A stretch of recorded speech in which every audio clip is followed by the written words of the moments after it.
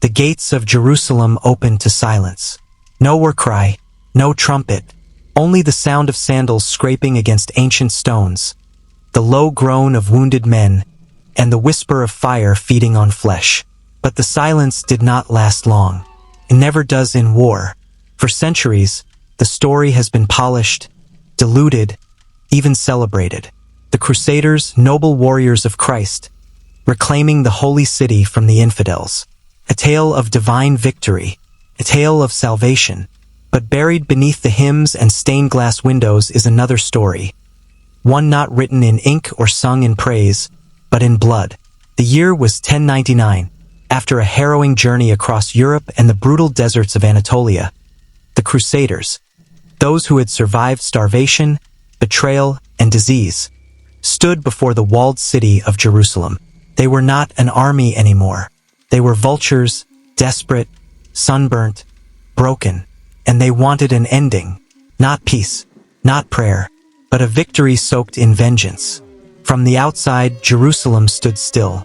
Its walls, high and defiant, had seen centuries of kings, prophets, and pilgrims.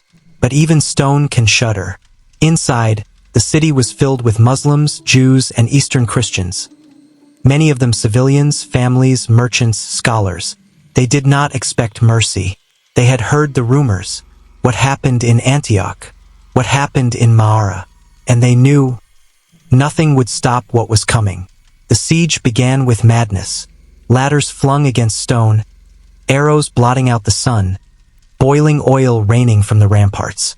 The Crusaders screamed the name of God with every charge, their voices cracking in the desert heat. But Jerusalem did not break easily. It took days of blood and smoke before a single Crusader set foot within its sacred walls. And when they did not stop. What followed was not a conquest. It was a purge. The accounts are chilling. Not from modern historians, but from the Crusaders themselves. Raymond of Aguilars, a chaplain to one of the leaders, wrote that in the Temple of Solomon, men rode in blood up to their knees. That was not metaphor. That was pride. Men were dragged from their homes, from prayer, from their children. Mosques became slaughterhouses. Synagogues were burned with families still inside. Eastern Christians, despite their shared faith, were not spared if they stood in the wrong place or spoke the wrong language. The Dome of the Rock, one of Islam's holiest sites, became a fortress of death. Those who sought refuge there were cornered, butchered, left to rot in the sun. Corpses piled in the streets. The stench of rot clung to every breeze. The holy city of three religions was turned into a pit of carnage. And the silence? It returned, but this time heavy, thick, suffocating. The Crusaders knelt in the Church of the Holy Sepulchre. They wept, they prayed, they sang, as if absolution could be found in song, as if the rivers of blood they had spilled just steps away were part of God's design. But what the chroniclers did not write, what the papal letters and monastic scrolls omitted, was the sound of a child crying before the sword came down.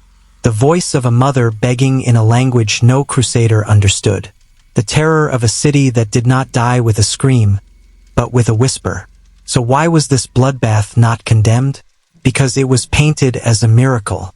Pope Urban II never lived to see the fall of Jerusalem. He died 2 weeks before news arrived in Rome. But his dream had been realized. The holy city had been liberated. A new kingdom was born. Godfrey of Bouillon refused the title king, and instead called himself defender of the Holy Sepulchre, as if titles could cleanse the filth of massacre. And Europe cheered. Songs were sung in cathedrals. Tapestries were woven. The slaughter was transformed into salvation. The screams were drowned by organs and choirs.